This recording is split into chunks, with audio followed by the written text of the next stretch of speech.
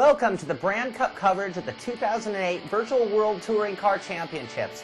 I'm Sean Cole, here with Darren Ganji on SRT. You know, in 2008, it's really turning into the year as sim racing is getting huge. And an event where a car, brand new car is grand prize, man, that's pretty big. And matter of fact, we're familiar with that car, aren't we, Sean? We sure are. The Chevy HHR. We drove all over Daytona in one of those and had a great time. But speaking of great times, we're here in Valencia, Spain now. And we are here with 80 of the best drivers in the world for a huge event. Yeah, some of the best drivers from Sim Challenge. The fastest qualifier, Matthew Prevost, ran a 1:39.7 in a BMW. And it seems like some names that we really know are running in the Beamers. Yeah, guys, we know and we talk about regularly on our show, like two-time FSR world champion Bruno Marquez and one of his biggest rivals, David Greco. Who actually is his friend. They ran an endurance race that we were familiar with today, and those two are friends and actually out here competing against each other. And we mentioned some familiar names being in the BMWs, but there were also three other makes involved here, and we had the Seat, the Chevrolet, and new to race 07, the Honda. Yeah, and anyway, with all those new makes, we're here for the first event in Valencia. 18 of the top qualifiers in each of those brands were invited to run, as well as 8 people who qualified with the demo version of the sim and won copies of Race 07 in order to compete in these events. Yeah, that's right. And the top 4 from each brand will be invited to Valencia, Spain on May 17th to compete in the race room, live against each other and live on Eurosport. Man, that's going to be pretty awesome. Definitely. And then the podium finishers on May 17th are going to be invited back to Monza for the finale and a shot at winning that HHR. Yep. So these are the Brand Cup races in Valencia, and they were pretty hectic at times, and this is a really tough track, and we're here to tell you all about it. And as a matter of fact, speaking of tough tracks, Sean, you got a little special deal for us here? Yeah, I sure do. Another one of my hot lap features, this time Valencia. Let's go ahead and roll that. Sounds good. Valencia is Spain's third largest city with a population of over 740,000. It lies on the Mediterranean coast some 350 kilometers south of Barcelona. Madrid is of similar distance inland. Historically, it is believed that the Holy Grail resides in Valencia's cathedral, and it was here that El Cid fought the Moors. The city has had a nightlife explosion over the years as it has become a racing hotspot in the world, hosting numerous events such as Formula One and World Touring Car, as well as hosting the 2007 America's Cup. The Circuit Ricardo Dromo is inland from Valencia and is a challenging 14-turn course. In length, it is nearly 2.5 miles, or just a hair over 4 kilometers. Let's take a hot lap with Tomislav Vladovic in the Seat. A hot lap at Valencia begins roaring down the front stretch at 140 miles per hour, staying wide to the right and even using some of pit lane's runoff, setting up turn 1 from the far right. Then it's onto the brakes for turn 1, an amazingly fast left-hander taken in 4th gear at about 100 miles per hour. Then it's hard on the gas again, making the car slingshot right out of the corner. Turn 2 is slightly uphill and again to the left, but you will need plenty of brake to get the car down to 2nd gear and only 50 miles per hour, one of the slowest corners on the track. Turn 3 is a smoking fast left-hander gaining speed over 90 miles an hour in 3rd to 4th going through the corner. Turn 4 comes at you fast, breaking the car down to 3rd gear and 65 miles an hour for this right-hander. It has an incline just as the corner begins. Aggressively, we head into turn 5, a slight lift of the gas, and then gas it out of this right-hander at 70 miles an hour in 3rd gear.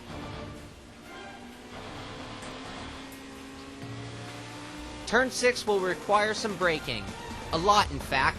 Down to 2nd gear and only 60 miles an hour.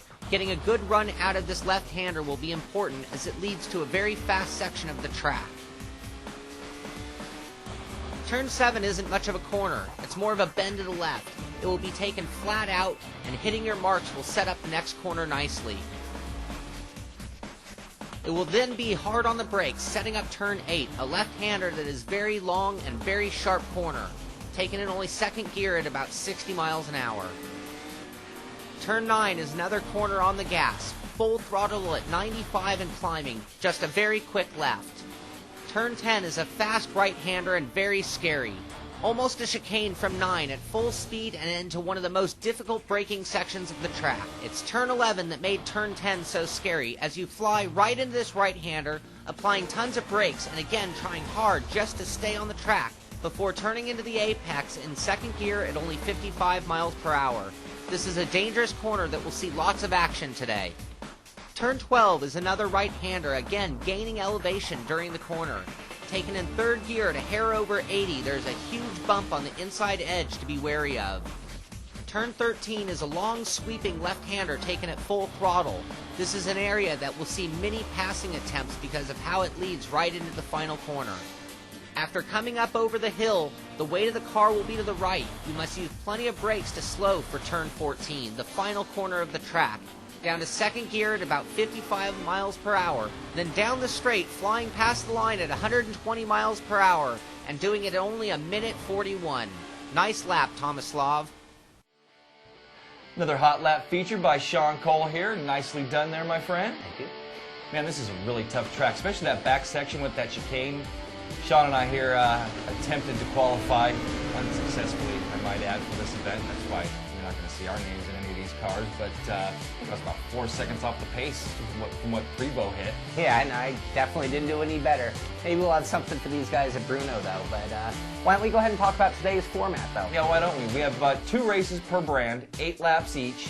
Top 8 finishers or points-paying positions from the first race are inverted in the second race. Yeah, and then first place is going to get 10 points, second place 8 points, third place 6 points, fourth place 5, 4, 3, 2, 1, all the way down to 8th place. Yeah, and then combine both races, and you have your top 4, and they go to Valencia. All right, well, first up, we're going to go ahead and start with a brand that's very close to both Darren and mine's hearts, and that would be Chevrolet. All right, man. All right, so in race 1, we have Magnus Safstrom on the pole with a 141.113. Followed by Henrik Horvath. Into turn 1, everything's clean.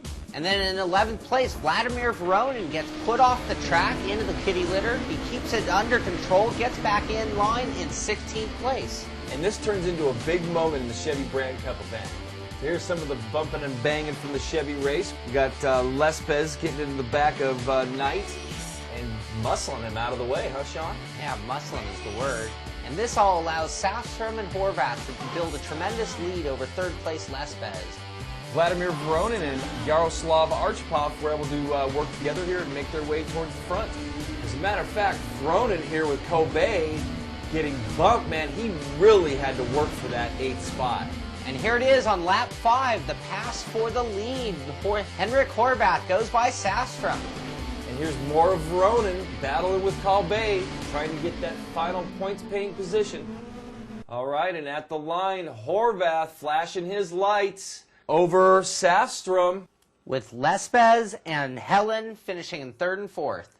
So how about that Horvath, Sean? Pass for the lead late in the race and takes the first Brand Cup race in a Chevy. Yeah, very strong move. Safstrom was the early favorite, at least the fastest qualifier, but in the end, he just couldn't hold off Horvath. Yep. So up next, the last race in the Chevys here, and see who's going to go to Valencia. Inverted top 8th with Vladimir Voronin on the pole. And into turn 1 this time, they all make it cleanly, no problems. But Vladimir Voronin just motors away as a huge battle ensues, 2nd through 4th. And Valent slows up going into turn 1 and gets help going around from Archipov. And that pretty much nixed his chances of making it into the finals here. Here's Mora Horvath making his way through the field. Horvath was a man on a mission. And a strong move by Helen on the outside, but Horvath maintains his composure and gets a great run and maintains 4th place. Check out this last lap battle in that tough chicane. Voronin catching air. Archipov trying to make a last-ditch effort to get the win, but Voronin is able to hold him off going into the last turn and the rest of the pack to take the win over Archipov in 2nd, Safstrom in 3rd, and Horvath in 4th. So the top 4 Chevy drivers were actually the top 4 from this last race. It was a great job by Voronin, and he led flag to flag. Yeah, awesome job, man. So what do we got up next? Well, we got the new addition to Race 07, the Honda Accords, and sitting on the pole with a 141.362 is Gabriel Furstner. All right. And we had Fernster, Moriera, and Johnson going into turn 1. Check out this save by Gazin after getting tapped by Catano. Here's a great battle between Johnson and Moriera as they tap, bump, and bang, and this was the real fight for position in the Honda class. This battle also allowed Fernster to really walk away with a win. And more great racing in the Honda class as we see Palacio and Catano battling constantly. Big moment for Johnson, which cost him a lot in the Honda Grand Cup events. Off in turn 1, slams the wall, back on course, all the way back to 6th. And to the line, we have Gabriel Fernster in first place, followed by Tiago Moriera. And in third, Nico Major, and fourth, Luco Casiopo. The Virtual World Touring Car Championships are sponsored by Yokohama, fun.pokeroom.com, Race Room, Monroe, AMD, Atari, and Chevrolet. We will be right back with more racing action after these messages on SRT.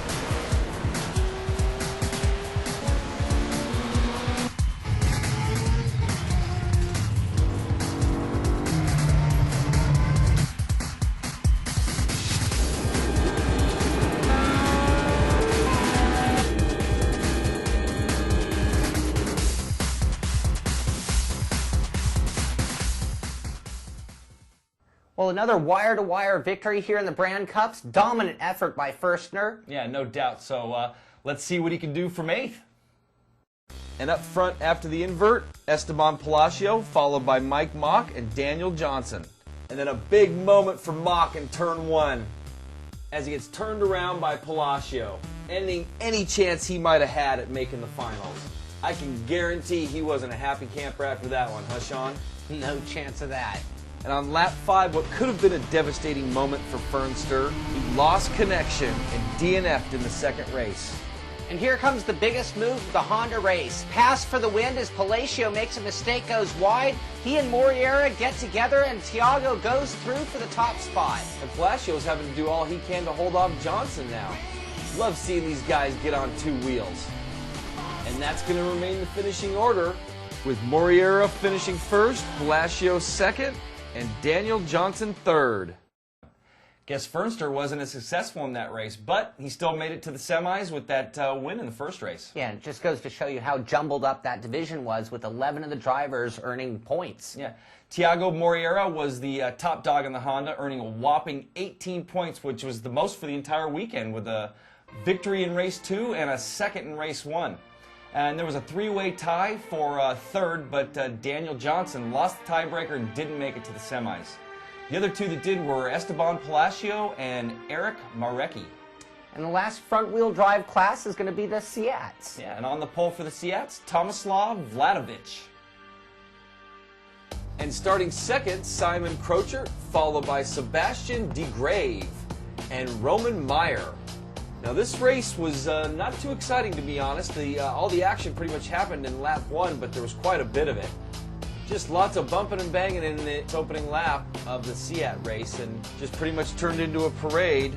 And here's Simon the Pinball Krocher getting banged all over the place, with Vladovic finishing first, Eckhart second, and Simon Krocher finishing third.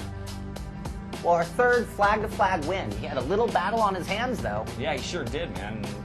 So we have Blas Toth on the pole for this one after the invert, so let's roll it. And at the drop of the green, Bechtold gets the hole shot. Meanwhile, Decreef moves from 4th to 2nd. And it looks like it's coming as they're starting to get a little sideways in one. And here's where the carnage starts. The Seats seem to be pretty crazy on both starts of their races. Too many cars, too small a place. And the big recipient of all this is Eckhart, moves from 9th place starting position all the way up to 4th. And with a great move to the inside, DeGrief bangs his way to the front past Bechtold. Check out Bechtold and Crocher going at it in turn 1 here. And that battle continued all the way to the finish between Eckhart and Crocher, with Eckhart getting the best of Crocher in that second race. DeGrief taking the win. So another shuffle there with lots of bumping and banging in the Seats, with Sven Eckhart being Mr. Consistent with 2 seconds and ended up with 16 points, followed by Gregory DeGrief, who won the second race. And then you got Simon the Pinball Crochert and Tomislav Vladevic taking the last 2 Seat spots with 12 points apiece. Yeah, he really got bounced around, didn't he? All over the place. All right, Sean, so we've got the big guns and the Beamers coming up. So who's your pick, man? Well, before the race, I had put all my money on Bruno Marquez. And for me, based on his qualifying, I would have went with Prevost. And it looks like we wouldn't have done too good if we were betting men there, huh, Sean? Well, let's roll that race and show them what happened. All right. And the start of the first BMW race, Greco gets a great hole shot with Prevost moving back a couple spots. And then in turn 2, Matthew Prevost out of nowhere comes rolling to a stop and disconnects from the server. And here's Michael battling again. Ekram Can always finding itself in the middle of another battle of this race. The BMW field, being the smallest of all, also had the cleanest races because the cars seem to spread out pretty quick. But FSR World Champion Bruno Marquez having a rough day in the BMW. And the biggest story of race 1 was between Greco and Denard. Greco led most of the race. Denard had set him up for a late race pass. And on the 8th lap of the race, Denard makes a very clean inside pass on Greco. Greco battles back for a while, but eventually he falls behind Denard, and Denard goes on for the win. Greco finishing 2nd, Scott Michaels 3rd, and Ekram Cam 4th. Oh man, what a bummer for Prevost. No doubt, man. It's a shame he didn't return for that second race, but maybe he'll be back for Brno. Yeah, but the real story today, I gotta say, is who's this Florian Denard? No doubt, man. That pass on Greco, and Greco was looking to take that first race. And Marquez, he's going to be starting up in 3rd place for race 2, so let's see if he can pick up in race 2. Yeah, he didn't do so well in the first one. And here we go at the start of race 2 in the BMW Brand Cup events. Bruno Marquez, FSR World Champ, starting up front, and big moment where he jumps the start. Ends up having to serve a stop-and-go penalty for this, and it cost him a chance at a trip to Valencia. And Sanchek gets the jump, and into turn 1, he gets the lead, followed by Paniatowski and Ekram Cam, who moved up from 5th to 3rd. And one of the biggest moments of the weekend, Scott Michaels takes his car off into the dirt after finishing 3rd in the first race and ducks his chances at a shot at that HHR this time around. And here, Greco and Florian pass Paniatowski for 4th place simultaneously. Here's some more battle in between Greco and his new friend, Florian Denard. And on the 8th lap, going into turn 2, David Greco helps Konanen go around and assumes the 4th spot. I bet Konanen was pretty upset. And coming to the line, Ismail Sanchek, Ekram Cam, Florian Denard, and David Greco. All right, so there's another case where the top 4 in the second race get to go to Valencia. Yeah, and who's this Denard guy again? He starts in 8th, passes Greco again, finishes 3rd in the second race, being the dominant BMW driver for the weekend, racking up 16 points. Yeah, good for him, man. I got a feeling we're going to hear this guy again. So the rest of the top 4 were as follows. Greco finished up with 13, and so did Ekram Can. And Ismail Sankak was able to claw his way in by winning the second race after placing 7th in the first. So there's our 16 that make it to the semifinals in Valencia, Spain, where they're going to go head-to-head against each other in their brands, in the race room, face-to-face. Yeah, man, that's going to be cool, and I wish we could be there to cover it, but Eurosport will be. And for all of you in Europe, make sure you check your local listings and try to catch that event yourselves. And we wish all the participants the best of luck on May 17th. Remember, the podium finishers in Valencia, they get to move on to Monza on October 4th for the grand finale and a chance at that Chevy HHR. Yeah, all right, Sean. So that about wraps up our coverage here for the Virtual World Touring Car Championships Round 1 Brand Cup events here on SRT. For Sean Cole, I'm Darren Ganji. Thanks for watching, and we'll see you out on the track.